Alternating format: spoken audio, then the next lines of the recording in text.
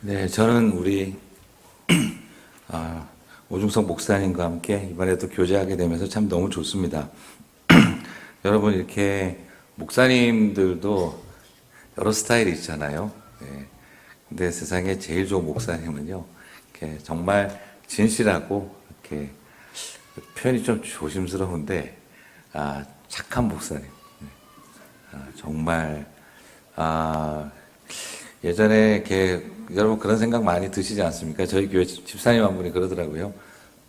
목사님 능력 있는 목사도 만나봤고 설교 잘하는 목사도 만나봤고 또 굉장히 또 이렇게 그 행정을 잘하는 목사님도 만났는데 이제 결국은 정말 신실하고 착한 목사님 만나는 게 제일 중요하다는 생각이 들었습니다. 저는 그게 굉장히 중요하다는 생각이 참 많이 들었어요. 여러분하고 같이 또 시작하신 우리 목사님 안에 하나님 주신 그 마음이 세상 누구보다도 귀한 줄 알 겁니다. 그래서 그거는 아마 사모님한테 물어보면 확실하게 아실 수 있을 거예요. 네, 그래서 정말 그런 마음으로 하나님께서 하나님 섬기는 우리 귀한 목사님과 함께 여러분과 또 교회 안에 즐거운 동행이 더욱 깊어져 가시게 되기를 주님의 이름으로 축복합니다. 자, 오늘 창세기 38장인데요. 어제는 3장을 하더니 1절을 하더니 오늘도 38장 1절만 해서 당황스러우시기도 하겠습니다만 오늘 저는 여러분과 함께 창세기 38장 1절을 가지고 우리 인생에서 지우고 싶은 페이지에 대한 이야기들을 같이 좀 나누도록 하겠습니다. 자, 제가 이렇게 그 청년 사역을 참 많이 했어요. 청년 사역을 많이 하다 보니까 어떤 생각이 드냐 그러면 한 13년을 청년부 사역을 했어요. 그래서 저는 어른 사역보다 청년 사역을 굉장히 오래 했는데요. 청년들한테 굉장히 은혜도 많이 받았는데 청년들하고 사역하다 보니까 엄청나게 가슴에 상처도 많이 생기더라고요. 제가 나중에 청년부를 뭐라고 불렀냐 그러면 호박씨 청년회라고 불렀어요. 왜 그러냐, 온 교회에 호박씨가 가득하다고 제가. 그래서 제가 청년들한테 한동안 제가 굉장히 충격받았을 때는 속지 말자 찬양발, 속지 말자 기도발, 저 그러면서 정말 안 믿으려고 그랬어요. 그만큼 앞에서 굉장히 뜨겁게 찬양하고 헌신하는 듯한 모습을 보였다가 뒤로 예상치 못했던 일들을 이렇게 겪으면서 처음에는 잘 이해가 안 갔어요. 왜 저럴까 하는 생각도 했었어요. 근데 청년 사역만 그런 게 아니라 어른 사역으로 들어와도 비슷하더라고요. 모두 안에 다 교회에서 보이는 모습, 또 때로는 밖에서 살아가는 우리들의 모습이 다를 때는 굉장히 실망스럽기도 하고 그래요. 그런데 처음에는 그냥 막연하게 그렇게 생각했습니다. 저게 표리부동하다, 좋지 않다, 그냥 막연하게만 생각하기도 했는데 요즘 와서는 또 다른 면에서 이해가 가기도 해요. 사람들이 가만히 보니까 묶여 있는 걸 많이 느꼈기 때문에 그래요. 한동안 이렇게 연예인들 중에서 자살했던 젊은이들이 많았잖아요. 그 친구들을 이렇게 가만히 보면 의외로 크리스찬들이 많아요. 아니, 교회 다니는 친구들이 왜 그렇게 쉽게 자살을 했을까? 근데 쉽게 자살한 사람은 없어요. 근데 정말 어떤 친구는 보니까 제일 그 장례식에 제일 좋아했던 노래, 당신은 사랑받기 위해 태어난 사람. 그 노래를 장례 조가로 부르는데 제가 마음이 너무 안 좋았어요. 그리고 또 어떤 친구는 자기 글에다가 그렇게도 적어놨더라고요. 주님께서 말씀하셨다. 너는 이제 괜찮다. 이제 힘내라. 그렇게 써놓은 날 자신의 생을 마감을 했어요. 저는 그걸 보면서 처음에는 그냥 신앙생활을 근본적으로 잘못해서 저렇다. 근데 그렇게 단순하게 정죄하고 싶지가 않더라고요. 가만히 제가 사람들을 겪어보고 청년들도 그렇고 어른들도 그렇고 하나 특징이 있는 걸 발견했어요. 그게 뭐냐면 상처와 죄의식에 묶여 있다는 거죠. 무슨 말이냐 그러면 사람은 이렇게 거의 대부분 청년들도 그렇고 우리 어른 성도님들도 그렇더라고요. 마음의 상처와 죄의식이라고 하는 두 가지에 갇혀 있는 걸 발견을 하게 돼요.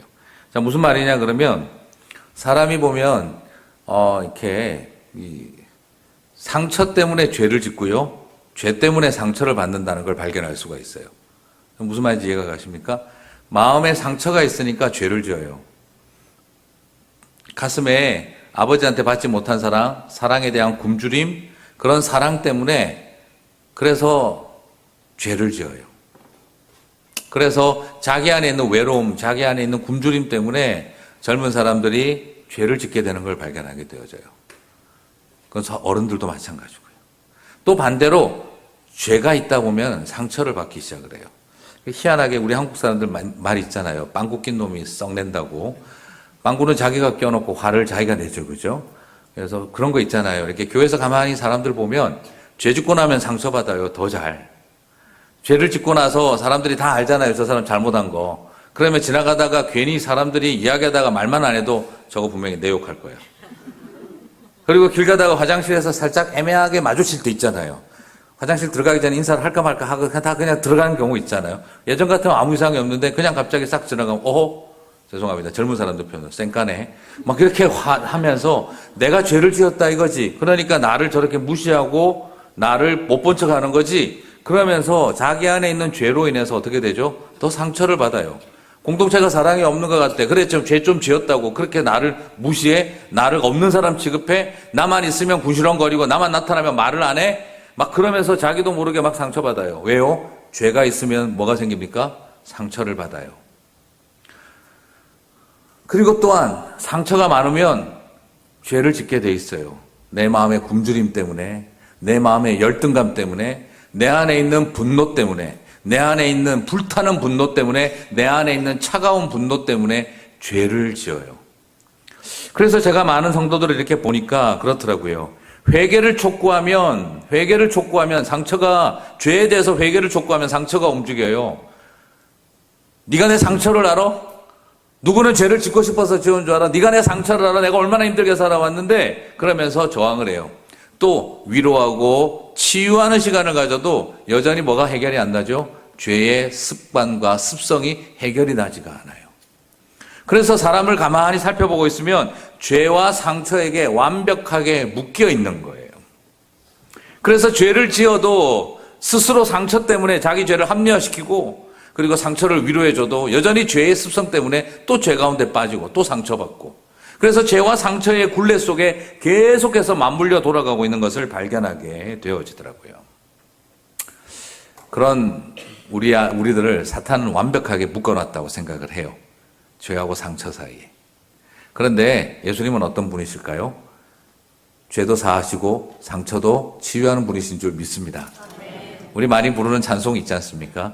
내 모든 죄 사하시고 내 상한 마음 고치소서. 사랑해 주 내 마음속에 찾아오사 내 모든 죄 사하시고 내 상한 마음 고치소서. 그렇습니다. 사랑해 주님이 찾아오시면 내 죄도 사하시고 상한 마음도 치유하시는 줄 믿습니다. 그래요. 이 사탄은 아무리 우리를 죄와 상처의 부비 트랩에 완벽하게 묶어놨다라고 생각을 한다 할지라도 사랑해 주님은 여러분의 죄도 사하시고 상처도 치유하는 분이신 줄 믿습니다. 오늘 제가 왜 이야기를 드리냐 그러면 오늘 유다가 바로 죄와 상처의 복합체예요. 죄와 상처에 갇혀서 살아왔던 사람이었다는 걸 발견할 수가 있어요. 오늘 그 내용들을 좀 살펴보도록 하겠습니다. 사실 오늘 설교의 제목은 찢어버리고 싶은 인생의 한 페이지지만 사실은 좀 더 솔직하게 쓰면은요, 외끼언니 38장이에요. 네, 근데 너무 부흥의 설교 제목 중에 좀 경박스러운 것 같아서 조금 폼나게 찢어버리고 싶은 인생의 한 페이지라고 했지만 원래 사실 의도는 외끼언니 38장이었어요. 자, 이게 좀 너무 좀 그렇죠. 그래서 저희 아내에게 제목이 뭐야? 외끼언니 38장. 에이, 그건 아무래도 아닌 것 같다. 너무 튄다. 그래가지고 고상하게 바꿔보고 싶었어요. 찢어버리고 싶은 인생의 한 페이지. 자, 근데 뭐 의도는 결국 똑같습니다만 여러분 38장은 굉장히 중요한 거 아시죠? 37장과 39장 사이에 끼어 있어요. 그죠? 너무 당연한 이야기인데요. 자, 근데 왜 끼었느냐? 그게 오늘 되게 중요해요. 자, 무슨 말이냐 그러면 37장부터 50장까지가 요셉의 이야기입니다. 그리고 사실 정확하게 말하면 이제 그 요셉의 이야기가 나오는데 거기에 그 37장은 형들이 요셉을 파는 이야기가 나오고 39장은 팔려간 요셉이 보디발의 집에 갔다는 게 볼 수 있어요. 자, 여러분 한번 성경을 한번 찾기를 한번 해볼까요? 37장. 여러분이 성경을 한번 찾아보실 때 창세기 37장 맨 끝절 한번 찾아보세요. 창세기 37장 36절 한번 찾아보세요. 같이 한번 읽어볼까요? 같이 읽겠습니다. 그 미디안 사람들은 그를 애굽에서 바로의 신하 친위대장 보디발에게 팔았더라. 자, 여러분 미디안 사람들이 노예 상인들이죠. 이 노예 상인들이 그를 누굽니까? 요셉을 누구에게요? 애굽에서 친위대장 보디발에게 팔았더라 그랬어요. 자, 여러분 38장 없다고 생각하고 39장 1절로 한번 가볼까요? 39장 1절 같이 읽어보겠습니다. 요셉이 이끌려 애굽에 내려가매 바로의 신하 친위대장 애굽 사람 보디발이 그를 그리로 데려간 이스마엘 사람의 손에서 요셉을 사니라. 자, 여러분 37장 맨 끝절은 36절은 뭐라고 돼 있죠? 미디안 사람들이 요셉을 보디발에게 팔았더라. 그죠? 목적격과 목적격 보호가 다 나왔어요. 그 다음에 이것이 거꾸로 39장 1절에서 어떻게 되죠? 보디발이 주어가 나오죠? 보디발이 목적어, 요셉을 어떻게 했다고요? 누구에게서? 그 이스마엘 사람들로부터 샀더라. 여러분 스토리가 어떻게 됩니까? 완벽하게 아구가 딱 맞죠? 38장 없어도 됩니까? 안 됩니까? 이야기가 정확하게 연결되죠. 그죠? 자, 오늘 설교의 목적은 38장을 뺍시다. 이게 아닙니다. 자, 이게 지금, 그런데 한 가지 확실한 거는 38장 이야기는 없어도 어떻죠? 연결하기에 아무런 문제가 없어요. 그러면 38장에 뭔가 굉장히 중요한 내용이 나와야 되겠죠. 그죠? 아무리 생각해도 모세가 왕자 수업 받다가 히브리어 라이팅은 F를 받았나? 글을 쓰면 연결이 되게 해야 되는데 왜 중간에 37장 36절 정확하게 써놓고 왜 딴 이야기를 끼워 넣었다가 다시 39장 1절에서 넘어갔을까? 예, 이거는 아무래도 라이팅 클래스 F를 받았다는 그렇게 볼 수밖에 없는 상황인데 그럼 38장이 들어갔으면 굉장히 중요한 내용이 들어가야 될 것 같죠, 그죠? 근데 여러분 제가 왜 38장 오늘 1절만 읽었을까요? 오늘 집에 가셔서 38장 1절부터 끝까지 한번 읽어보십시오. 제가 성경을 펴서 읽어서 아멘이 한 번도 안 나온 데가 창세기 38장밖에 없어요. 내용이 뭐가 나옵니까? 창세기 38장에 뭐가 나오죠? 이스라엘 사람이 이 길을 포기하고 유다가 이방 사람에게 가요. 이방 여인하고 결혼했어요. 그리고 아들 셋을 얻었어요. 아들이 나빠서 하나님 앞에서 죽었어요. 그런데 또 기업 물을 자로 하라 그랬더니 형수를 데리고 또 성적인 희롱만 하다가 땅에다가 피임하고 하는 이상한 이야기 나오고 그러다 또 죽었어요, 얘도. 그리고 나서 와이프도 죽고, 그리고 나서 유다는 나갔다가 또 창녀하고 잔주를 알았더니 알고 보니 이게 또 며느리였고, 막 그래가지고 이게 나중에 손자 아닌 아들, 아들 아닌 손자, 며느리 아닌 와이프, 와이프 아닌 며느리 이렇게 돼버리는 이야기가 38장에 나와요. 제가 성경을 펴서 읽으면서 아멘 한 번도 안 나온 데가 여기예요. 읽으면 어떤 느낌이 나오는지 아십니까? 아멘 안 나오고요. 오맨 할 것밖에 없어요. 이게 지금 내용이 아니 어떻게 이런 지저분한 내용만 다 있는지 알 수가 없어요. 그죠? 여러분 집에 가서 한번 보십시오. 아멘 나오면 기적입니다. 네. 그 아들도 악하여 죽었느니라. 오맨 이렇게 할 수밖에 없어요. 네. 지금 이 내용은 하나도 은혜되는 내용이 없어요. 37장 36절, 39장 1절 완벽하게 연결되는데 38장 내용을 집어넣었으면 뭔가 굉장히 의미심장한 내용이 나와야 되는데 아무런 의미를 발견할 수 없는 지저분한 이야기만 가득 차 있는 게 창세기 38장이에요. 그래서 오늘 제가 그 성경을 읽으면서 제가 들었던 생각이 그거였습니다. 도대체 왜 꼈니? 38장. 도대체 이걸 왜 써놓으셨을까? 사랑하는 성도 여러분, 오늘 저는 이 이야기를 통해서 제가 여러분하고 나누고 싶은 게 있어요. 근데 여러분 오늘 이 유다가 어떤 존재입니까? 지금 머릿속에서 그래 역시 예수님을 판 유다는 문제가 많았구나. 네, 그렇게 생각하시는 분이 계신다면 성경을 전혀 안 읽고 있다는 뜻이죠. 네, 성경에 많은 유다가 나옵니다. 모든 유다가 다 가룟 유다가 아니에요. 자, 이건 지금 구약시대 때 이야기예요. 이 유다는 누굽니까? 바로 메시아 가계의 출발이에요. 유다 지파의 시작. 유다 지파의 시작. 이스라엘의 찬송이 될지니라 라고 했던 이스라엘의 찬양으로 불리운 사람. 그리고 다윗 가문의 출발인 유다 지파의 출발이에요. 말 그대로 예수님 집안 메시아 가계입니다. 하나님 나라도 그죠? 국가안전기획부나 뭐 CIA 같은 게 있을 건데 예수님 집안 이야기는 좀 부끄러운 이야기 숨겨줘야 예의가 아니겠어요? 근데 왜 예수님 집안의 첫 시조에 이 엄청난 부끄러운 지저분한 이야기를 성경엔 왜 놔뒀을까요? 이거는 없애줘도 돼요. 37장 36절, 39장 1절 완벽하게 연결됩니다. 없어도 될 내용을 왜 넣어뒀을까요? 오늘 저는 여러분과 함께 그 퀘스천 마크를 오늘 같이 느낌표를 향해서 한번 찾아가 보도록 하겠습니다. 그래서 오늘 마치고 갈 때 왜 끼었니 38장이 창세기 38장 감탄사가 터트려지게 되시기를 바랍니다. 그리고 내 인생에서 창세기 38장 같은 페이지가 무엇이었는지를 한번 돌아보면서 그 속에 숨겨져 있는 하나님의 섭리를 발견하는 저와 여러분이 되시기를 바랍니다. 자, 그러면 오늘 유다를 조금 한번 살펴보겠습니다. 유다의 폐륜 행각을 한번 좀 살펴볼게요. 37장 26절, 27절 사이를 보면 요셉을 노예로 파는 일을 누가 주도했습니까? 그냥 우리는 막연히 형제들이 했다라고 생각을 하는데 사실 요셉을 노예로 파는 일을 주도했던 사람이 있어요. 큰아들 루벤이 아닙니다. 그게 바로 누구냐 그러면 유다였습니다. 유다가 뭐라고 말을 합니까?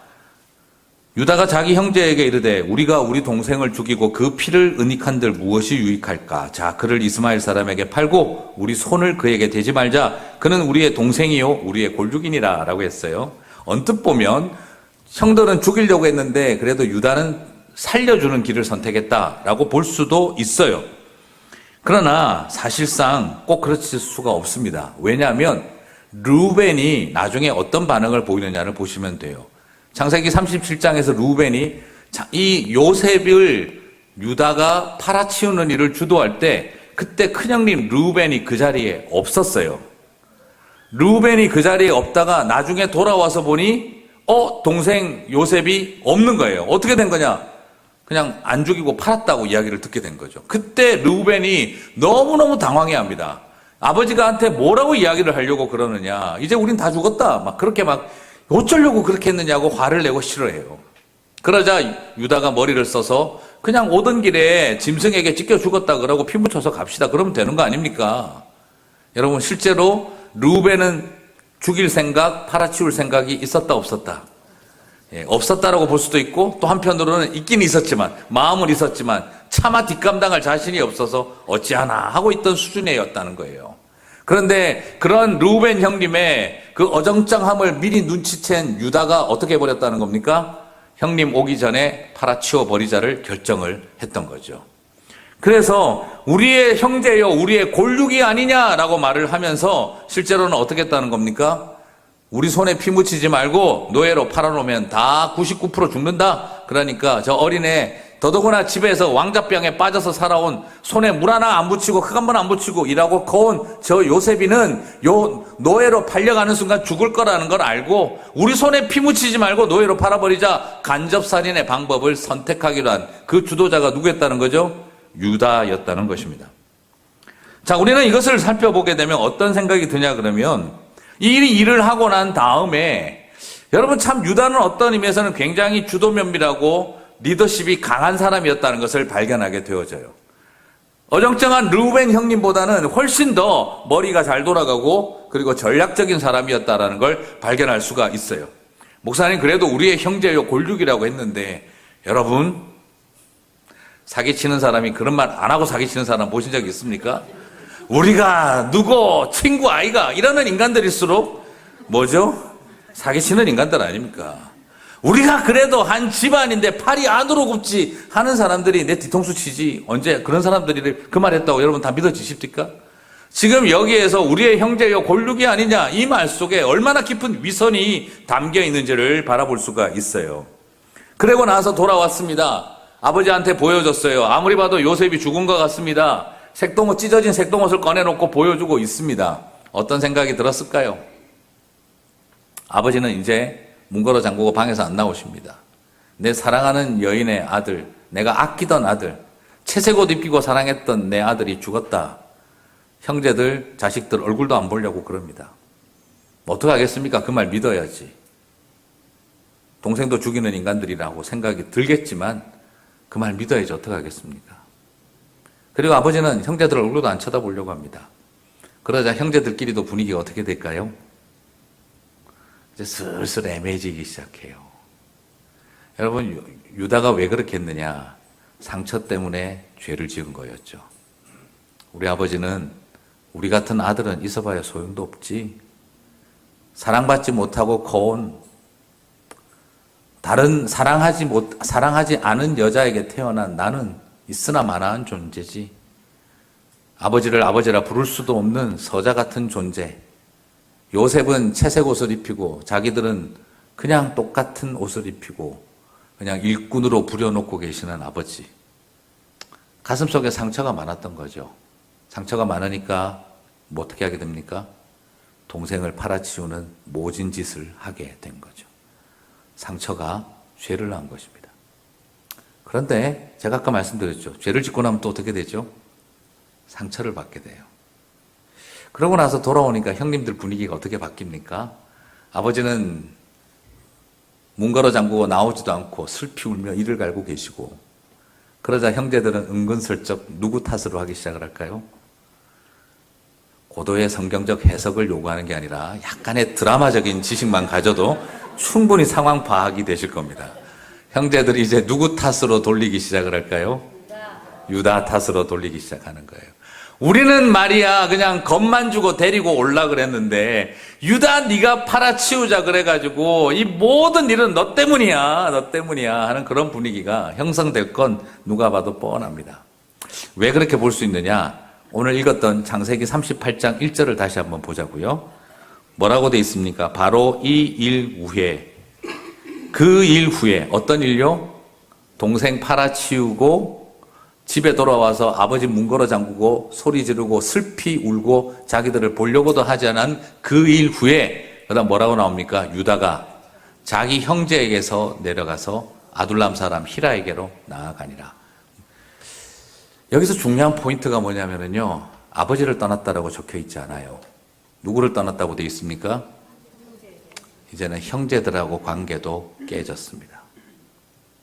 아버지하고야 어차피 예전부터 깨진 관계고, 그래도 피해자들끼리 한 마음이라고 아버지 사랑받지 못한 10명의 아들들끼리 똘똘 뭉쳐서 살았는데 요셉을 팔아치우는 그 일 다음부터 유다는 형님들하고 관계도 다 깨져버린 거죠. 무슨 뜻입니까? 아버지를 떠난 것만이 아니라 이미 누구하고 관계도 끝났다는 겁니까? 형제들하고도 안 보고 살기로 결정했다는 거예요. 무슨 뜻입니까? 이거 다 나 좋으라고 한 일이야? 니네들도 원했잖아. 니네들도 요셉 죽었으면 했잖아. 니네들 손에 피 안 묻히고 간접 살인할 수 있도록 길을 열어줬더니 아버지가 울고 화를 내고 하니까 이제 다 내 탓이라고? 치사하다. 니네들도 원했잖아. 니네들도 원한 거 아니야? 그래, 나는 애비복도 없는 자식인데 형제 복까지 뭐가 있겠어?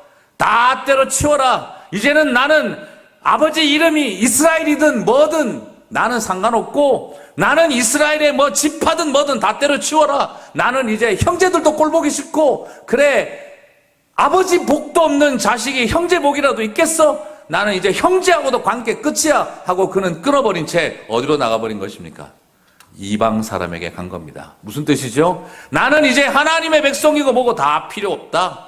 우리 아버지 하나님의 아들이면 뭐하나, 이름이 야곱에서 이스라엘로 바뀌면 뭐하나, 나머지 10명의 자식의 가슴에는 대못질을 하는 그런 크리스찬, 교회 열심히 다니면 뭐해, 하나님 잘 믿고 이스라엘이라는 이름 가지고 있으면 뭐해, 2명의 아들만 편애하고 10명의 아들은 아들처럼도 안 여기는 그런 아버지 밑에서 살아봐야 뭐해? 그래, 나는 이제 이방 사람에게 간다. 나는 이제 이방 여인 만나서 나는 더 이상 이스라엘 족속이고 뭐고 다 때려치웠다. 이제 나 이방 사람처럼 살 거야. 기독교인 지긋지긋하고 꼴도 보기 싫고 교회도 가기 싫어. 나는 이제 이방 사람이야. 지금 한마디로 유다는 그런 마음 상태로 나가버린 것입니다. 지금 갑자기 급격하게 공감이 되시는 분이 가운데 있지 않으십니까? 이스라엘이라도, 여러분 그런 생각 드시잖아요. 믿음의 조상들은 자식 교육 잘했을 거라고 믿으십니까? 천하의 꽝이었습니다. 아브라함은 이삭 자식 교육 잘했을까요? 이삭은 아버지 장례식도 안 가려고 그랬어요. 이삭은 야곱에게 자식 교육 잘했을까요? 에서를 무지무지 편애했습니다. 야곱은 그 편애의 상처를 받은 야곱은 자식 교육 잘했을까요? 10명의 아들의 가슴에 대못을 박았습니다. 또 너무 이상한 방향으로 위로받으실까 걱정되네요. 야, 됐다. 나 이제부터 마음에 자유가 임했다. 믿음의 저 사람도 개판이 없대. 내 자식 교육 잘못한 건 내 잘못이 아니야. 이렇게 너무 쉽게 가시면 안 돼요. 정말 하나님의 은혜였어요. 저는 그들의 모습을 살펴보면서 오늘 이 자리에 유다가 이 집을 떠났습니다. 무엇을 상징하는지 이해가 가십니까? 그리고 하나님 다 잊어버린 채 이방 여인 만나서 결혼하고 삽니다. 상처가 죄를 낳고 그 죄가 더 깊은 상처를 낳은 거예요. 그래서 난 더 이상, 여러분 그럴 때 뭐라고 합니까? 이 가정이라고 하지 않죠. 이놈의 집구석이라고 그러죠. 그때는 가정이라 안 하고 집구석이라고 하지 않습니까? 나 이제 이놈의 집구석 떠난다. 이제는 형제들과의 관계도 끝났다. 사랑하는 성도 여러분, 혹시 태평양 넘어오실 때 부모, 형제 관계 다 끊어버리고 오고 싶을 만큼 힘드셨던 분들도 혹시 가운데 계십니까? 어쩌면 오늘 유다의 발걸음은 자기가 지은 죄의 결과로 더 깊은 상처를 받는 길이었습니다. 그리고 나서 그가 일부 일처제를 지켜요. 여러분, 구약 성경에서 그 당시 문화상 일부 다처제가 있던 시대인데 구약 성경에서 일부 일처제를 끝까지 지킨 사람이 창세기에 2명이 나와요. 하나가 누구죠? 이삭. 그죠? 이삭은 약간 마마보이 스타일이에요. 혹시 여기 또 이삭 있으신 분 화가 날까 조심스러운데요. 이삭은 약간 마마보이였어요. 나중에 와이프를 맞이해서 어디로 데려갑니까? 리브가가 왔었을 때 어머니의 장막으로 데리고 가요. 아내 보기를 누구처럼 봤다는 겁니까? 사라 어머니 대하듯이 아내를 존중한 사람이에요. 이삭은 일부 일처제를 지켰어요. 약간 보면 좀 마마보이라서 좀 겁이 많았던 게 아닐까 싶기도 해요. 두 번째로도 일부 일처제를 끝까지 지킨 사람이 있어요. 그게 오늘 여러분이 보는 유다입니다. 유다는 신앙적인 동기에서 일부 일처제를 지킨 게 아니에요. 아버지와의 관계에서 상처 때문에 시작된 거예요. 사랑받지 못한 여인의 아들로 태어난 삶의 서러움 때문에 나는 우리 아버지 같이 안 산다. 한 여인만 사랑하고 그 자식들만 사랑할 거다. 그 안에 그런 강력한 상처에서 나온 의도가 드러나요. 오히려 이방 여인과 결혼하는데 그는 일부 일처제를 지키고 있어요. 무슨 뜻입니까? 나는 어떤 일이 있어도 우리 아버지 같이 안 산다 이 말입니다. 그래서 그는 굉장히 사랑하고 돌봤습니다. 정말 동생을 죽음으로 내몬 간접살인자라고 하는 마음의 죄의식만큼이나 그의 마음속에는 형제들을 향한 분노 그리고 아버지를 향한 깊은 분노를 그 마음속에 가지고 있었던 것으로 여겨집니다. 그래서 더 이상 이스라엘 사람이기를 하나님의 백성이기를 거부하고 이방 여인과 결혼하면서도 철저하게 일부 일처제를 지키며 아들 셋 낳고 살아가려고 하는 모습을 봅니다. 거기서 그는 어떤 마음을 가졌을까요? 하나님 백성 안 해도 나는 더 우리 아버지보다 바로 사는 거 아니야? 하나님의 백성이라고 하면서 자식들 가슴에 대못질 받는 우리 아버지보다 나는 이방 여인하고 만나서 살며 세상 사람으로 살아가지만 내가 더 당신보다 나은 거 아니야? 그의 마음속에는 어쩌면 그런 마음이 가득했을런지도 모르겠습니다. 그 마음을 가지고 살아왔던 사람, 그게 어떤 의미에서 이 유다의 모습이었다는 걸 발견하게 되어집니다. 어쩌면 이 땅에 그리스도인들 가정 안에서 많은 유다들이 이렇게 뛰어나오고 있는지도 모릅니다. 나는 아빠같이 안 산다. 그 마음에 의해서 더 나는 세상 사람이지만 나는 당신들보다 더 사랑하고 더 도덕적이고 살 거야. 그런 마음을 가지고 뛰어나오는 사람들이 있을런지도 모르겠습니다. 어쩌면 그 안에 오늘 유다의 모습을 보게 되어집니다. 그렇게 나와서 아들 셋을 얻었습니다. 그리고 큰아들이 드디어 장가도 갔습니다. 며느리 다말이 생겼습니다. 이 정도까지 왔었을 때 어떤 생각이 들었을까요? 그래, 하나님 없이도 잘 된다. 하나님 없어도 나는 더 아름답게 살 수 있다. 이제 큰아들도 장가 갔다. 이제 이방 땅에서 나는 안정적인 삶을 살아가는구나. 그는 충분히 스스로를 위로받을 수 있었을지도 모르겠습니다. 그런데 그런 잔치 분위기 속에 큰아들이 죽었습니다. 하나님 보시기에 악하여 죽었다라고 38장은 밝히고 있습니다. 그 당시 시대에는 아들을 낳지 못하고 죽으면 자기에게 주어져 있는 땅에 대한 상속권을 며느리에게 바로 주지 않습니다. 왜냐하면 또 딴 사람하고 결혼해버리면 그 땅을 빼앗긴다고 생각을 하기 때문에 집안 안에서 해결해야 되기 때문에 이건 설명하려면 굉장히 긴 이야기인데 그냥 오늘 설명하지 않겠습니다. 간단하게 형사치수원, 형이 죽으면 형수를 취하여 아들을 낳도록 해주고 그래서 형님에게 배당되어진 땅을 상속받을 수 있도록 해줘서 그 아들을 키워갈 수 있도록 해주는 그런 제도가 있었어요. 그러기 위해서는 결혼을 기억 물을 자가 되어져서 아들을 갖게 해줘야 되는데 둘째 녀석이 어떻게 합니까? 계속해서 비임을 해버리는 거예요. 이걸 또 문자적으로 보시고 비임하면 죽는다. 그렇게 보시면 안 됩니다. 여기는 지금 그런 비임 자체가 하나님 보시기에 죽는다 이런 뜻이 아니에요. 무슨 뜻이죠?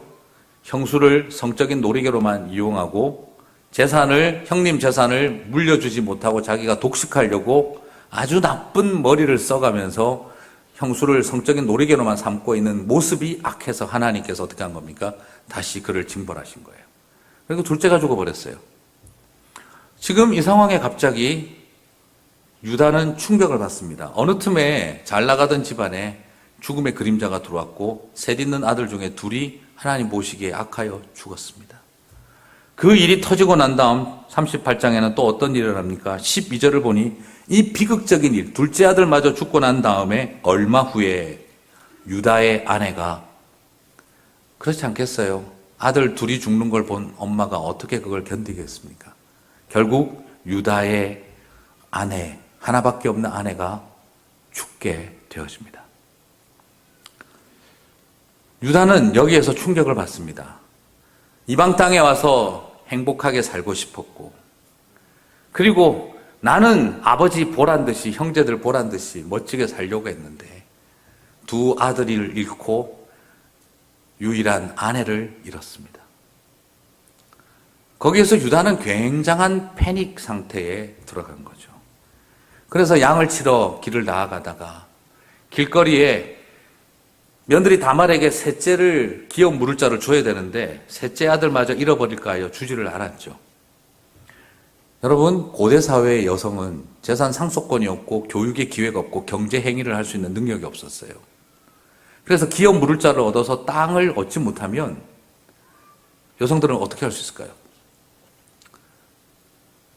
여성들이 마지막으로 선택하는 게 매춘이었어요.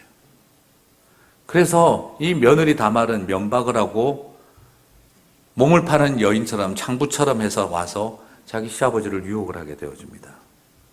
그리고 나서 도장과 끈을 주고 나중에 내가 너를 지불하도록 하겠다 했지만 없어져 버렸어요. 그러던 어느 날 갑자기 소식이 들려옵니다. 며느리 다말이 임신하고 배가 불러오기 시작했다는 거죠. 그 순간에 유다는 뚜껑이 확 열려버렸습니다. 지금까지 차마 말로 표현을 하지 않고 입 다물고 참고 있었는데 이 집안에 네가 들어오고 난 다음부터 내 아들 둘이 죽었고 내 아내마저 죽었다. 소위 말하는 그 분노를 갖고 있었던 유다는 지금 그 모든 분노를 며느리 다말에게 쏟아 부어놓고 있습니다. 사실 그 시대에 자기가 나서가지고 화형시키지 않아도 돼요. 그 시대의 법에 의하면 그냥 우리 며느리가 부적절하게 임신을 했으니 동네 사람들이요 알아서 해주십시오 하면 그냥 돌로 쳐서 죽입니다. 그런데 창세기 38장을 보면 어떻습니까? 자기가 나서서 며느리를 화형장에 묶어놓고 그리고 나무를 쌓아놓고 불을 붙이라고 명령을 내리고 있습니다. 지금 불이 붙고 있는 게 아니라 자신의 분노가 불타고 있는 것을 볼 수가 있어요. 그런데 그 순간에 역사가 나타납니다. 갑자기 며느리 다말이 자신의 지팡이와 도장끈을 꺼내놓습니다. 이 뱃속의 아이의 애비입니다. 그 순간이 딱 왔었을 때 미국의 어떤 대통령처럼 I don't have any sexual relationship with that woman, Ms. Lewinsky. 그러니까 느릿느릿한 남복양으로 말할 수 있었을 텐데 아무 말도 하지 않고 26절에서 그는 나보다 옳도다라고 이야기를 해요. 내가 잘못했다라고 고백합니다. 이 아이는 잘못한 게 없다. 여러분, 인생의 절망의 마지막 터닝 포인트는 무엇에서부터 시작됩니까? 내가 잘못했다 였습니다. 사실 얼마나 황망하고 부끄러운 이야기입니까? 예수님 집안의 첫 시작이 도무지 어디 가서 말로 입에 담기도 부끄러운 이야기를 통해서 쌍둥이가 태어났다는 거예요. 근데 여러분, 이게 지금 너무 아이러니하지 않습니까? 아내가 잃고 두 아들을 잃었어요. 아내를 잃고 두 아들을 잃었어요.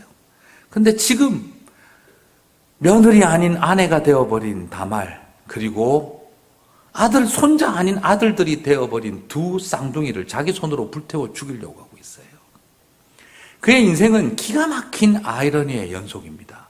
아내와 두 아들을 잃고 자기 손으로 이제 아내가 될, 그리고 두 아들이 될 그 쌍둥이를 불태워 죽이려고 하고 있는 이 유다의 삶의 자리는 인생 참 더럽게 꼬여도 이렇게 꼬일 수가 있나 할 정도로 인생이 기가 막힌 이 메스업 가운데 던져져 버린 것을 발견할 수가 있습니다.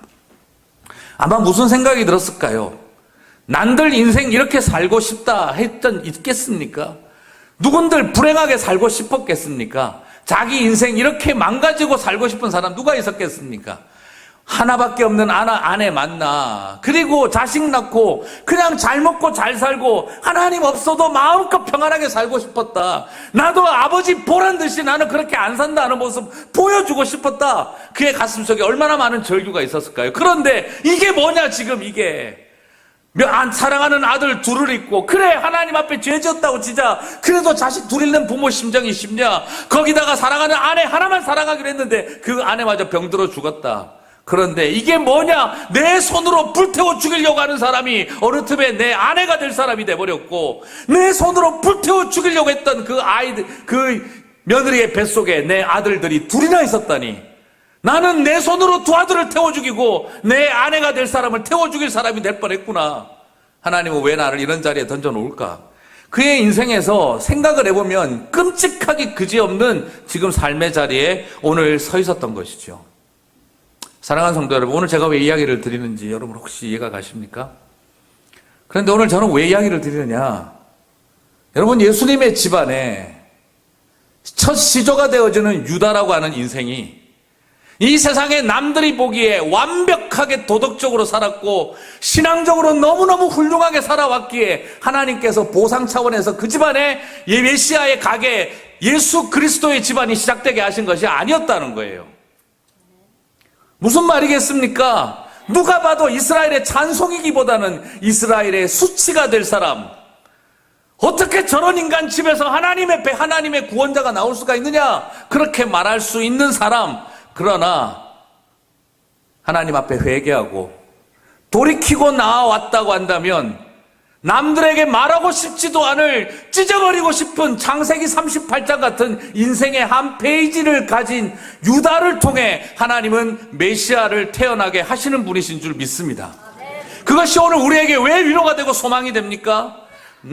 우리는 끊임없이 생각해요. 나는 될 성풀은 떡잎이니까 하나님이 나 같은 인생 데리고 한번 크게 쓰시겠지. 아닙니다. 하나님은 싹수부터 노란 저와 여러분과 같은 인생들을 데리고 주님은 지금도 숲을 꿈꾸시는 분이신 줄 믿습니다. 그렇습니다. 오늘 창세기 38장을 우리들에게 남겨놓으신 이유는 예수님의 집안이 이렇게 대책 없는 집안이라는 것을 폭로하는 게 목적이 아니라 성경에 들어갈 자격이 없는 창세기 38장 같은 인생들을 데리고 주님은 당신의 나라의 구원을 꿈꾸시는 분이라는 걸 저와 여러분에게 보여주고 계시는 줄 믿습니다. 아멘. 여러분, 찢어버리고 싶은 인생의 페이지가 한 페이지만 있겠습니까? 제 친구는 그러더라고요. 백과사전이다 그러더라고요. 하지만 우리 주님은 어떤 분이십니까? 이런 유다 같은 인생을 다윗의 자솔의 시작이 되게 하시는 분이신 줄 믿습니다. 그러므로 오늘 저는 여러분에게 이런 말씀을 나누고 싶습니다. 찢어버리고 싶은 인생의 38장 같은 페이지를 가지신 분들이 있으십니까? 두려워하지 마시기 바랍니다. 주님은 그런 저와 여러분을 통해서도 구속사의 한 페이지를 바꾸어 가시는 분이신 줄 믿습니다. 그것이 오늘 저와 여러분에게 위로입니다. 그렇습니다. 오늘 주님은 이 유다를 통해서 우리에게 보여주고 있는 것입니다.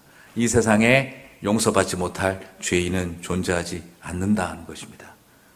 바로 가장 이 세상에 부끄러운 죄를 지은 사람들을 데리고 주님은 아름다운 구속사의 첫 페이지가 되게 하시는 분이신 줄 믿습니다. 이 회복은요, 38장 하나만으로 끝나지 않습니다. 이것은 더 큰 회복을 향한 또 다른 예비였습니다. 바로 38장을 있어야 44장의 상황을 이해할 수가 있습니다. 창세기 44장에 어떤 내용이 나올까요? 창세기 44장을 보시면 7년 흉년이 시작되어져서 요셉이 이제 총리 대신이 되고 흉년이 시작되어지죠. 그때 이제 흉년이 시작되어져서 먹을 게 다 떨어졌어요. 그때 어떻게 합니까? 이스라엘과 나머지 형님들이 11명인들이 다 굶어 죽을 판이니까 애굽에 가면 곡식이 양식이 있다 하더이다 해가지고 애굽에 양식을 얻으러 갔습니다. 그때 어떻게 하죠? 그들이 요셉을 봤으나 요셉이 이제 알아보지를 못했습니다. 그리고 나서 너희들의 아버지는 잘 계시느뇨? 이것저것 꼬치붙고 동생에 대한 이야기를 자꾸 물어봅니다. 그러다가 나중에 내가 너희들이 첩자인지 모르니 너희 형제 중에 하나를 볼모로 잡아놓고 돌아가라. 양식을 줄 테니 다 가라. 다음번에 올 땐 너희들의 동생 벤야민을 데리고 와야 내가 또 너희를 주리라. 그리고 첩자로 의심하지 아니하리라. 여러분 창세기 다 내용 기억나시죠? 그죠? 그래가지고 돌려보냅니다. 그래가지고 와서 형님들이 아버지 이제 이스라엘에게 야곱에게 와가지고 이야기를 합니다. 아버님 큰일 났습니다. 큰일 났습니다. 이집트의 총리 대신이 우리를 첩자로 여기고 있습니다. 그래서 지금 우리의 형제가 볼모로 잡혀 있습니다. 다음번에 우리들의 동생 벤야민을 데리고 오지 않으면 양식을 주지 않는다고 합니다. 그래서 아버지 이번에는 벤야민을 꼭 데리고 가야 합니다. 제발 보내주십시오. 그때 이스라엘은 어떻게 반응합니까? 내 사랑하는 아들 요셉도 죽었는데 둘째마저 죽게 할 수는 없지 않느냐? 절대 안 된다, 절대 안 된다 버텨요. 그러자 형제들이 와서 아버지한테 이야기합니다. 아버지 굶어 죽거나 이래 죽거나 저래 죽거나 똑같습니다. 안 가면 우리의 형제가 죽고 어차피 안 가면 우리는 다 굶어 죽습니다. 그러므로 벤야민 데리고 가야 합니다. 그때 이스라엘은 눈물을 흘리며 고민하다가 보냅니다. 내 아들 벤야민을 데리고 가라. 그래서 두 번째로 이집트에 곡식을 얻으러 갔습니다. 그때 총리 대신이 된 요셉은 벤야민을 옆에 앉혀놓고 먹을 것을 더 먹여주며 극진하게 대우를 하고 다 돌려보내줍니다. 그런데 돌아올 때 어떤 일이 일어나죠? 총리 대신에 사환이 뛰어와서 은혜를 악으로 갚는 인간들아, 너네들이 우리 주인이 예언을 하고 점을 칠 때 쓰는 그릇을 가져갔느니라. 그때 하남 그 사람만 우리가 잡아갈 테니 너희들은 돌아가라. 그래서 뚜껑을 열었더니 그게 어디서 나왔습니까? 벤야민의 자루에서 나왔죠. 그리고 나서 벤야민을 잡아갑니다. 그때 형님들이 어떻게 합니까? 안 돌아가요. 다시 이집트로 올라옵니다. 우리 주인이 말했다. 너희들은 돌아가라. 아닙니다. 안 됩니다. 이렇게 될 수가 없습니다. 울면서 따라 올라옵니다. 그리고 총리 대신 요셉 앞에 섰습니다. 그때 형님들이 나와서 이야기를 합니다. 16절에서 우리와 이 잔이 발견된 자가 다 내 주의 종이 되겠나이다. 그렇게 이야기하던 말을 나오다가 30절에 보니 이제 거기서 요셉에게 이런 말을 합니다. 아비의 생명과 아이의 생명이 서로 결탁되었거늘 이제 내가 주의 종 우리 아비에게로 돌아갈 때 아이가 우리와 함께하지 아니하면 아비가 아이의 없음을 보고 죽으리니 이같이 되면 종들이 주의 종 우리 아비의 흰머리로 슬피 움부로 내려가게 함이니이다. 여러분 이 말을 누가 했을까요? 유다가 합니다. 아이의 생명과 아비의 생명이 하나입니다. 그걸 어떻게 알았을까요? 자기가 아들 둘 죽는 걸 본 애비 아닙니까?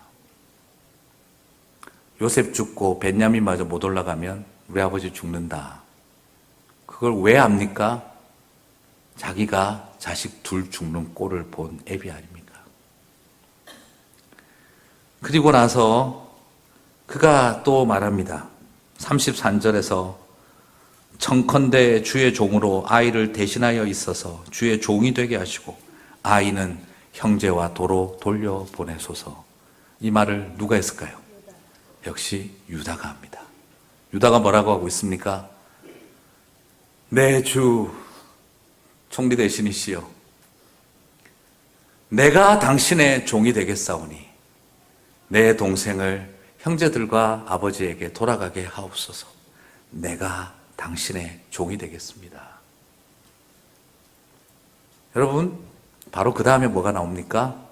요셉이 정을 억제치 못하고 애굽의 바로의 궁궐에 들리기까지 소리를 질러 우느니라. 무슨 뜻이겠습니까? 옛날 뭐가 기억났습니까? 우리의 형제요 골육이 아니냐, 우리 손에 피 묻히지 말고 노예로 팔자 하던 그 유다 형님이 지금 내 눈앞에서 눈에 가시같이 보일 벤야민을 대신해서 종이 되겠다고 내 앞에서 말하고 있는 거예요. 그 순간에 유다는 무슨 생각이 들었겠습니까? 유다도 알았어요. 아, 하나님이 나를 먼저 이집트로 보내셨구나. 이스라엘을 살리려고 나를 먼저 보내셨구나. 피해자인 나에게 하나님이 은혜를 주셨구나. 그런데 마음으로 늘 궁금하지 않았겠습니까? 나를 팔아치운 가해자 유다 형님은 어떻게 됐을까? 나를 팔아치우는 일을 주도했던 그 잔인하게 우리의 형제요 골육이 아니냐, 그렇게 말하면서 우리 손에 피 묻히지 말고 팔아치우자 했던 그때 그 유다 형님은 어떻게 되었을까? 지금 내 눈앞에 유다 형님이 있습니다.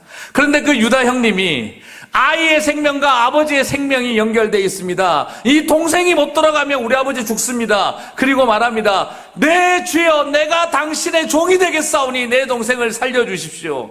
그 모습을 바라볼 때 유다는 무슨 생각이 들었을까요? 아, 그랬구나. 피해자인 나의 인생을 하나님이 회복시켜 놓으신 것만이 아니라 어떻게 하셨는지 모르겠지만 가해자인 유다 형님이 변했구나 하는 걸 본 거예요. 그때 그 순간에 그가 고백하게 된 겁니다. 하나님이 하신 일입니다 라는 거예요. 그렇지 않겠습니까? 우리의 가정의 이 비극적인 가정사를 지금 하나님이 아름다운 구속사로 바꾸어 놓고 계신 것을 그가 보고 있는 것입니다. 사랑하는 성도 여러분, 아마도 저는 그런 생각을 해봅니다. 자식 둘 잃고 난 다음 유다는 자기 아버지에게로 돌아가서 누구보다도 열심히 이스라엘 야곱을 잘 돌봤을 겁니다. 왜요? 내가 동생 팔아치운 인간 아닙니까? 자식 잃은 애비의 심정이 뭔지 누구보다 잘 아는 게 누굽니까? 그게 유다 아닙니까? 내가 무슨 짓을 했는지 이제서야 아는 거죠. 하나님 보시기에 악해서 죽은 자식도 내 가슴 속에 한으로 남는데, 사랑하는 자식을 잃어버린 자신의 아버지의 일, 그 동생을 팔아치운 내가 무슨 짓을 했는지 드디어 그가 알았던 거죠. 그는 누구보다 아버지 붙들고 열심히 돌봤을 겁니다. 그래서 벤야민을 얼마나 사랑했을런지. 나중에 이스라엘이 남과 북으로 갈라질 때 유다 지파와 벤야민 지파가 남유다를 이룬 것은 어쩌면 동생에게 모진짓했던 유다가 벤야민을 끝까지 챙긴 아름다운 전통이 끝까지 가지 않았겠나, 막연히 추측조차 해봅니다. 저는 여기에서 배다른 형제끼리 더 원수가 될 수 있었던, 그래서 배다른 형제의 한을 안고 요셉을 팔아치웠던 유다가 배다른 형제인 벤야민을 그렇게 사랑했고 돌보고 대신 종이 되겠다고 한 일에 하나님이 하신 일이라고 말하지 않을 수가 없습니다. 저는 오늘 이 이야기를 여러분하고 같이 나누면서 그렇습니다. 38장이 없었더라면 44장의 유다가 왜 이런 행동을 하는지 우리는 알 수가 없었을 것입니다. 그래요. 죄 지은 사람이, 상처받은 사람이 죄 짓고 죄 지은 사람이 상처받았는데, 그가 주님을 만나고 난 다음에 이 가정의 비극적인 가정사는 이제 구속사의 한 페이지로 완전히 바뀐 것을 발견하게 됩니다. 저는 오늘 여러분에게 축복을 드리고 싶습니다. 여러분의 가정의 가장 비극적인 가정사가 구속사의 한 페이지가 되게 하시기를 주님의 이름으로 축복합니다. 내 가슴 속에 부모도 떠났고 형제도 떠나야 했던 그 한많은 세월을 가진 사람들을 통해서 하나님은 다시 회복의 역사를 시작하시는 줄 믿습니다. 저는 할머니 볼 자신이 없었습니다. 저희 아버지에게, 저희 어머니에게 그처럼 많은 상처를 오늘 아침에 말씀드렸죠. 그리고 너희들도 암 걸려 죽어라 이것들아 하셨던 그 말을 저도 지금도 기억나요. 저는 그런 할머니를 내가 용서할 수 있을까? 모든 가족들에게 아들 나쁜 놈을 만들어 놓았던, 저는 그래서 그때부터 억울한 걸 못 참고 팩트가 아닌 것과 싸우는 일에 제 인생이 걸릴 만큼 저는 굉장히 많이 싸웠어요. 어른들하고도 무지 많이 싸웠어요. 저희 아버지를 보호하고 지키고 싶어서. 그런데 그런 저희 가정에 완전하진 않지만 하나님께서 한 사람 한 사람 회복시키셔서 저희 큰 고모가 교회 권사님이 되시고 작은 고모가 교회를 다니시고 할머니가 마지막에 예수님을 믿고 영접하시고 돌아가시고, 여전히 가슴속에 굉장히 깊은 상처들이 있었어요. 저는 나중에 할머니 돌아가시고 나면 소설을 쓰려고 그랬어요. 우리 아버지 어머니의 삶의 이야기를 소설로 쓰려고 그랬어요. 제가 열심히 문장력을 길렀던 이유는 딴 게 아닙니다. 좋은 설교자가 되기 위해서 아니라 나중에 우리 아버지 어머니의 한을 풀어드리려고, 제가 무지막지한 필력으로 저희 아버지 어머니의 한을 풀어드리려고 제가 글 쓰는 연습을 했어요. 근데 지난번 이장하면서 저희 아버지 어머니 무덤에 가서 말씀드렸어요. 그때는 엄마 아빠 그랬어요. 나 안 쓸게. 그거 이제 나 안 쓸게. 아버지 어머니 무덤에 갖다 드리고 한을 풀어드리고 싶었는데 또 다른 한을 쌓을 수는 없잖아. 사촌들, 조카들, 아무것도 모르는 걔들에게 그 상처의 이야기 남겨서 뭐 하려고.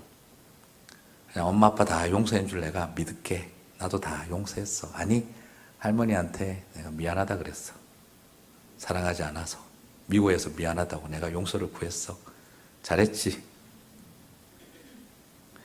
나 그 책 안 쓸게. 대신에 사람 살리는 글 쓸게.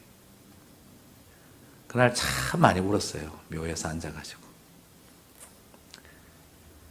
하지만 하나님 하신 일이라고 저는 믿습니다. 사랑하는 성도 여러분, 우리의 삶에서 찢어버리고 싶은 인생의 한 페이지 다 있으시죠?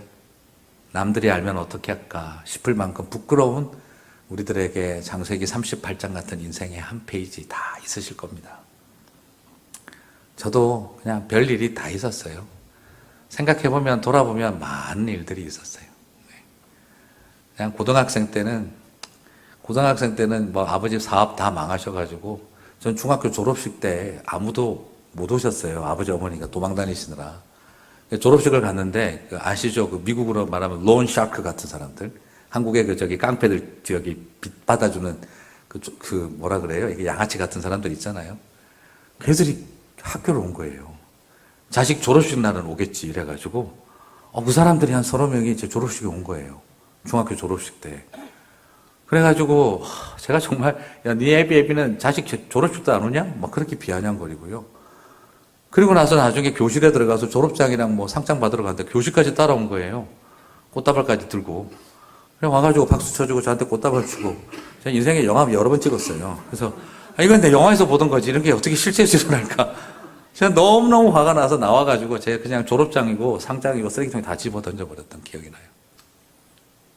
그리고 나중에 아파트 전기, 수도, 가스 다 끊어져가지고 그러고 있을 때 고1 때 말씀드렸죠. 제가 교회 처음 나갔다고. 그때 그 선생님 말 듣고 교회를 처음 나가서 얼마 안 됐을 때 겨울방학인데 됐는데 아버지 어머니 늘 도망 다니고 계셨고 저는 그때 아버지가 자살하실 거라고 생각했어요. 늘 경찰이 찾아와서 만나러 갈 걸 기다리고 있었어요. 근데 크리스마스 이브 날 아버님이 오신 거예요. 교회에서 그때 막 그냥 성탄절 뭐 선물 교환 같은 거 하잖아요. 그죠? 근데 그날 선물 교환을 저는 못 갔어요. 왜냐하면 선물을 살 돈이 없었기 때문에. 그리고 그때 저는 그냥 한참 너무 힘들 때였거든요. 버스를 2번 갈아타야 되는데 걸어 다녀야 했고. 그리고 사실 그때 제가 점심을 못 먹었어요. 왜냐하면 돈이 없었기 때문에 점심을 못 먹었어요. 그때 제가 좀 더 먹었더라면 우리 목사님만큼 키가 좀 되지 않았을까 싶기도 해요. 그래서 그냥 그 뒤로 과도하게 먹어서 지금 살만 쪘어요. 저는 길어지길 바랐는데 옆으로 퍼지는 쪽으로 갔어요. 참고서 같은 거 한번 사가지고 공부 한번 해보고 싶었어요. 교과서만 봤으니까요. 노트를 살 수가 없어서 16절지 누런 갱지에 그거 집게로 찍어가지고 그걸 노트 테이킹을 했었어요. 그랬던 시기를 보내고 있을 때 크리스마스 때 아버지가 오신 거예요. 어머니하고. 얼마나 반가운지. 모처럼 만에 만나서 케이크를 사들고 오셨길래 같이 가족들이 케이크 먹고 있는데 갑자기 그냥 쾅쾅쾅쾅 두드리는 소리가 나는 거예요. 아, 이 깡패들이 크리스마스 이브 때는 자식들 보러 오지 않겠나 하고 잠복 근무를 하고 있었던 거예요. 크리스마스 이브에 주님이 오셔야 되는데 저희 집에는 깡패가 임하셨어요. 성깔 보통 아니신 저희 아버님 덩치가 장난이 아니거든요. 허리 48인치, 몸무게 100, 대충 그 정도면 감이 잡히시죠. 네. 그런 아버지가 또 나가려고 하는 걸 제가 막았어요. 아버지, 내가 저 사람들 상대 많이 했으니까 그냥 제발 방에 좀 있으세요. 그리고 제가 부엌에 가서 칼을 들고 나갔어요. 이런 이야기 좀 참, 강사 이상한 사람 왔다고 자꾸 생각하시게 나는데 칼을 들고 나갔어요. 그리고 나서 그 어두컴컴한 그 깡패들 사이에서 제가 칼을 들고 고등학생이 서가지고 소리를 질렀어요. 집에 여동생 둘밖에 없고 깡패들이 쳐들어왔어요. 경찰에게 신고 좀 해주세요. 경찰에 신고 좀 해주세요. 제가 있는 힘을 다해서 아파트 그냥 이 허름한 아파트에 소리를 질렀어요. 원집안에 빨간 딱지 다 붙어있던 그 집. 사람들이 놀래서 이리저리 뛰어나오기 시작을 하고 그 친구들도 저를 보더니 당황을 한 거죠. 고등학생이 눈에 불을 켜고 칼을 들고 설치니까. 그래서 저보고 그러더라고요. 네가 우리랑 싸워서 이길 수 있을 것 같아? 제가 뭐라고 대답했는 줄 아세요? 못 이기겠지. 그래도 하나 정도는 죽일 수 있겠지. 누가 주고 싶으냐. 영화 많이 찍었습니다, 제가. 그리고 덤벼드니까 이들이 쳐다보고 있더니 기가 차서 다음에 보자 하고 가더라고요. 경찰 오고 난리가 아니었죠. 다 정리하고 들어와서 방에 와서 부엌에 식칼을 내려놓고 앉았는데 다리가 풀리더라고요. 그리고 나서 눈물이 터져 나오더라고요. 만약 하나라도 덤볐더라면 내 인생은 어떻게 됐을까? 왜 난 이렇게 살아야 되나? 그렇게 제가 눈물을 흘리고 있자 저희 아버지가 나오시더니 저를 끌어안고 우시더라고요. 그리고 저한테 하신 말씀이 병주야, 오늘 너희들 마지막으로 보고 죽으려고 그랬다.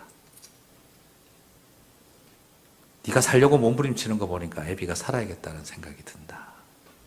근데 사실 그때 제가 엄청 아버지한테 화를 냈어요. 죽으려고 그랬다고요? 뭐 하려고 보러 오셨습니까? 그냥 죽지. 제가 그랬어요. 아버지가 자식 얼굴 한번 보고 케이크 사주고 그리고 죽으려고 완 것도 못 알아보고 그 케이크 잘 먹은 자식들이 나중에 행복할 것 같습니까? 죽으러 온 아버지가 자식 얼굴 마지막 보러 온 거 그것도 눈치 못하고 케이크 먹고 좋다고 웃었던 제가 평생 가슴에 죄의식 안고 살아갈 건데 그렇게 만들어 보세요. 왜 왔습니까? 그냥 죽지. 제가 막 그렇게 싸웠어요. 그때 저희 아버지가 저 앞에서 용서를 구하셨어요. 그리고 난 다음에 몰래 밖으로 나가시고 그리고 교회 예배드리러 이제 새벽송 나간다고 할 때 제가 내려갔어요.